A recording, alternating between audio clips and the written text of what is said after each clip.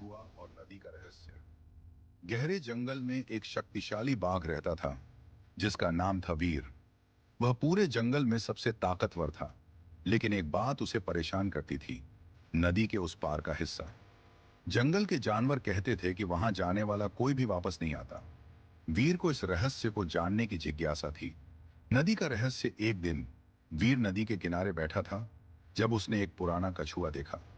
वह कछुआ बहुत बुद्धिमान था और जंगल में सालों से रह रहा था। वीर ने उससे पूछा, क्या तुम जानते हो कि नदी के उस पार जाने वाले कभी लौटकर क्यों नहीं आते? कछुए ने मुस्कुराते हुए कहा, यदि तुम सच में जानना चाहते हो तो तुम्हें धैर्य रखना होगा। मैं तुम्हें सही समय पर सच बताऊंगा। बाघ का धैर्य और परीक्षा। वीर अधीर था, लेकिन उसने कछुए की बात मानी। अगले कुछ दिनों तक वह कछुए के साथ रहा और उसकी बातें ध्यान से सुनी। कछुए ने उसे सिखाया कि ताकत से ज्यादा बुद्धिमानी और संयम जरूरी होता है। फिर एक दिन कछुए ने वीर को नदी के पार जाने को कहा। वीर ने हिम्मत जुटाई और धीरे धीरे नदी पार की। जब वह उस पार पहुंचा तो उसने देखा कि वहां एक भयानक दलदल था।